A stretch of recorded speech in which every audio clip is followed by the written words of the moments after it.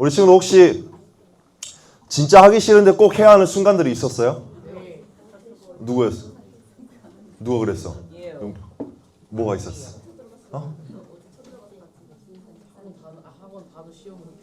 학원 단어 시험을 포기했다고? 아, 보기 싫었다고? 맞아요. 단어 이런 거 진짜 힘들어요. 전사님도 그 4월 달에 대학원에서 성경고사를 봐야 돼요. 일단 성경 59절을 외워야 돼요. 그리고 성경 찾기 50절을 찾아야 돼요. 그리고 다 맞춰야 돼요. 그래서 고난이에요, 전사님도. 자, 이렇듯 숙제가 너무 하기 싫은데 해야 하고, 시험 공부도 너무 하기 싫은데 해야 하고, 단어도 외우기 싫은데 단어도 외워야 되고, 운동도 하기 싫은데 해야 하는 그런 순간들이 다 있었을 거예요. 너무 하기 싫다. 오늘만 안 하면 안 되나? 이놈의 과제는 끝도 없이 왜 내주는 거야? 이런 생각이 들기도 합니다. 전사님도 이런 순간들이 참 많았던 것 같아요. 전사님도 지금 대학원을 다니고 있다 보니까 상상 이상으로 과제가 너무나 많아요. 그래서 새로 오신 교수님들 있는데 그 교수님들이 막 열정이 엄청 넘쳐나서 막 이렇게 과제도 엄청 많은 것 같아요. 그래서 사역 준비하랴 공부하랴 좀 많이 힘든 것 같아요. 힘들지만 F는 받으면 안 되니까 열심히 노력하면서 하려고 하는 것 같아요.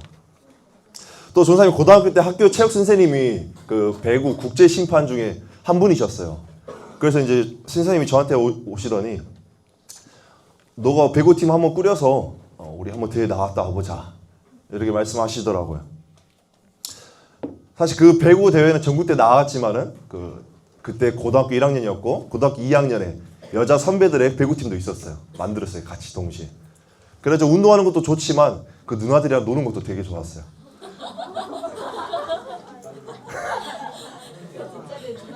그래서 전국대회 나가면 다른 지역으로 이동하니까 거기서 막 누나들이랑 밖에서 놀고 막 운동하는데 뭐 누나들이 놀고 그랬어요. 거기서 썸 타는 친구들 너무 많았고 그 재미였어요. 근데 그건 그렇고 그래서 이제 전국대회를 나가기 위해서 훈련을 받기 위해서 체육 시간이나 야자 시간에 체육관에 가서 공부 안 하고 훈련을 받게 됩니다. 그래서 그 훈련을 받고 하는데 선생님이 계속 쉬지 않고 계속 훈련에 집중하라고 하시는 거예요. 그래서 너무 힘들고 다리가 풀리고 막 숨이 턱까지 막 차오르기도 하면서 이게 배구 해본 친구 있어요? 학교에서? 아니 진심으로 이게 스매시를 받으면은 여기 이렇게 봤잖아. 이 전완구조 봤잖아. 빨개진 거 이상으로 멍들고 엄청 아파요. 그 남자 선생님이 때린다고 생각해봐요. 그거 다 받아야 돼요. 그래서 너무 아파요. 그래서 속으로는 여기까지만 해야 되나? 약간 그만하고 싶은데 팔 너무 아픈데 이런 생각들이 계속해서 떠오르게 됩니다. 그런데 그 순간을 넘기지 못하면 결국 더 이상 앞으로 나아가지 못한다는 겁니다. 여러분 오늘 말씀에는 정말 피하고 싶었지만 끝까지 피하지 않으신 분이 등장합니다. 바로 예수님입니다. 오늘 본문은 예수님께서 십자가를 지시기 바로 전 겟세마네 동산에서 기도하시는 장면입니다. 32절을 보시면은 그들이 겟세마네라 하는 곳에 이름에 예수께서 제자들에게 이르시되 내가 기도할 동안에 너희는 여기 앉아 있으라 하시고 예수님의 고난이 시작되는 장소가 바로 겟세마네입니다. 십자가는 아직 세워지지 않았지만 이미 예수님의 마음은 그 십자가를 향하고 있었습니다. 예수님께서는 제자들에게 내가 기도할 동안에 너희는 여기 앉아 있으라 하십니다. 그리고 베드로와 야고보와 요한을 데리고 더 안으로 들어가게 됩니다. 그리고 33절에 보면 이렇게 말씀하십니다. 베드로와 야고보와 요한을 데리고 가실새 심히 놀라시며 슬퍼하사. 여러분 예수님은 어떤 상태로 보이십니까? 기분이 좋아 보이나요? 즐거워 보이나요? 심히 놀라시며 슬퍼하사. 그냥 조금 힘드네. 약간 이 정도가 아니라는 겁니다. 충격을 받으신 것처럼 깊은 슬픔과 두려움에 눌린 상태인 것을 보여주게 됩니다. 34절에서는 더 직접적으로 말씀하고 계십니다. 말씀하시되 내 마음이 심히 고민하여 죽게 되었으니 너희는 여기 머물러 깨어 있으라. 여러분, 예수님께서는 죽을 것 같다라고 말씀하십니다. 이런 고통 느껴본 적 있으십니까? 시험이나 숙제가 겹쳐서 머리가 터질 것 같았던 순간들이나 친구 관계 때문에 마음이 너무 힘들어서 포기하고 싶었던 그런 순간들이나 아무것도 하기 싫고 집에 가도 마음이 편하지 않아서 혼자 끙끙 앓았던 순간들. 그런데 여러분, 예수님의 고통은 거기서 끝나는 고통이 아닙니다. 상상 이상의 고통을 당하셨다라는 것입니다. 우리가 상상할 수조차도 없는 고통을 당하신 것입니다. 예수님 앞에는 지금 십자가가 기다리고 있습니다. 채찍을 맞으시고 사람들에게 온갖 비난과 조롱을 받으시고 손과 발에 못이 박히시고 사람들에게 버림받으시는 고난이 있다라는 것입니다. 그런데 그것보다 더 큰 고난이 무엇인지 아십니까? 예수님은 죄가 없으신 분이신데도 우리의 죄를 대신 짊어지셔야 했다라는 것입니다. 고린도후서 5장 22절은 이렇게 말합니다. 하나님이 죄를 알지는 못하신 이를 우리를 대신하여 죄로 삼으신 것. 죄가 없으신 분이 죄인이 되는 것, 이게 얼마나 큰 고통인지 상상이 되십니까? 많은 드라마나 영화에서 범죄를 저지르지도 않았는데 알리바이도 증명하지 못하고 누군가의 설계로 인해서 주인공이 범죄자로 몰리게 되고 재판까지 가서도 입증하지 못하게 되면서 감옥에 들어가게 되는 그런 억울하고 그 큰 고통을 겪는 이야기 많이 보지 않으셨습니까? 이 드라마나 영화에서도 그렇게 주인공이 힘들어하고 고통스러워하는데 우리 주님은 그런 억울함이나 고통이나 그런 감옥을 뛰어넘어서 채찍질 당하시고 사람들에게 조롱 당하시고 손과 발에 못이 박히시면서 가시면류관까지 쓰시는 그 고통을 다 당하셔야 했던 것입니다. 그 예수님이 당하신 고통을 우리가 감히 상상이나 할 수 있겠습니까? 그리고 35절을 보면 조금 나아가사 땅에 엎드려 될 수 있는 대로 이때가 자기에게서 지나가기를 구하여. 예수님께서 조금 나아가서 땅에 엎드려 기도하시게 됩니다. 여러분, 이 장면을 한번 떠올려 보세요. 예수님께서는 서서 기도하신 것이 아니라 땅에 엎드리셨다고 했습니다. 버티는 기도를 하고 계신 겁니다. 견디는 기도를 하고 계신 겁니다. 그리고 36절에서 이렇게 기도하십니다. 이르시되 아빠 아버지여, 아버지께는 모든 것이 가능하오니 이 잔을 내게서 옮기시옵소서. 그러나 나의 원대로 마시옵고 아버지의 원대로 하옵소서 하시고. 이 잔을 내게서 옮기시옵소서. 여기서 이 잔은 무엇을 의미할까요? 하나님의 진노의 잔, 우리가 받아야 할 심판입니다. 여러분, 예수님의 기도를 한번 생각해 보세요. 하나님, 이거 너무 힘듭니다. 할 수 있다면 피하고 싶습니다. 여러분, 이게 이상한 기도입니까? 전혀 아닙니다. 너무 솔직한 기도입니다. 우리도 그렇지 않습니까? 하나님, 이거 너무 힘들어요. 이 상황 좀 벗어나게 해주세요. 저 사람 안 마주치게 해주세요. 이렇게 기도해 본 적 있지 않으신가요? 전사님도 이런 기도를 많이 했던 것 같아요. 예수님도 우리의 연약함을 아시는 분으로서 우리가 드리는 기도와 비슷한 모습으로 기도하셨다라는 것입니다. 그런데 중요한 것은 그 다음입니다. 그러나 나의 원대로 마시옵고 아버지의 원대로 하옵소서. 여러분, 이게 핵심입니다. 예수님은 피하고 싶으셨지만 결국 하나님께 맡겨드리고 하나님의 뜻을 선택하셨습니다. 우리의 모습은 어떻습니까? 하기 싫으면 안 합니다. 조금만 힘들면 피합니다. 조금만 어려워도 다른 길을 찾습니다. 예배도 귀찮으면 안 나오고, 기도도 하기 싫으면 안 하고, 말씀도 재미없으면 안 봅니다. 여러분, 언제까지 나의 재미를 위해서 말씀을 쫓겠습니까? 그런데 예수님은 달랐다는 겁니다.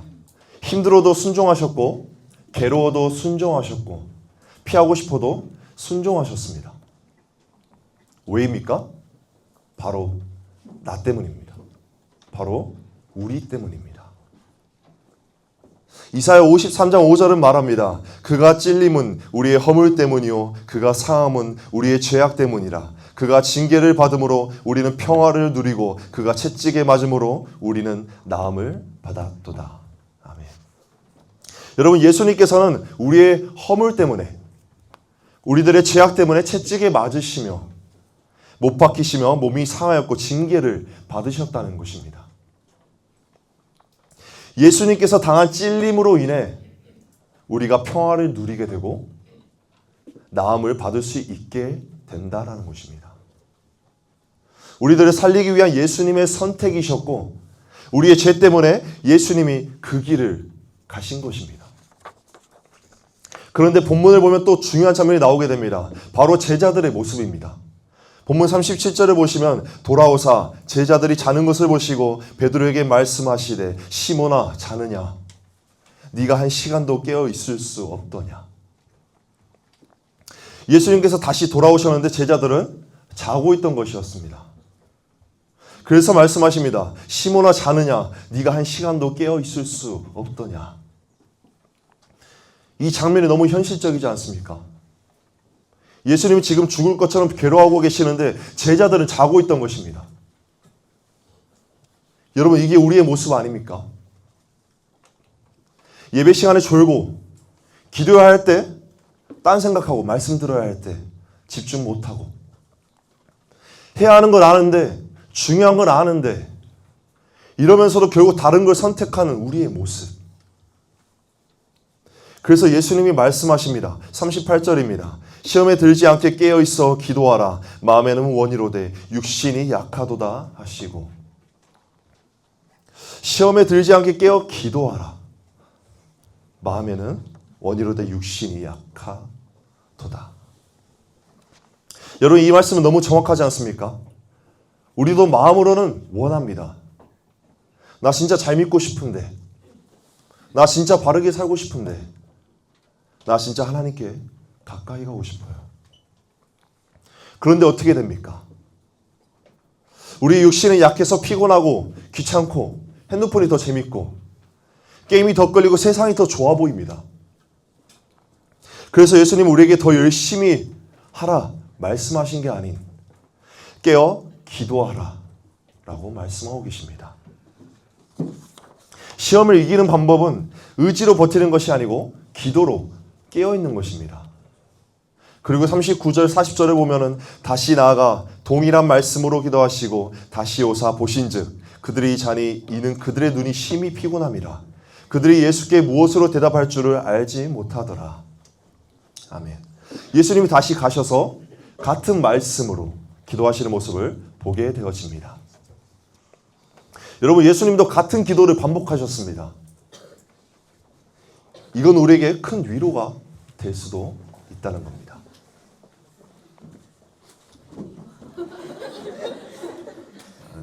우리 아주 잘생긴 4명이 앞에 앉아서 고마워요.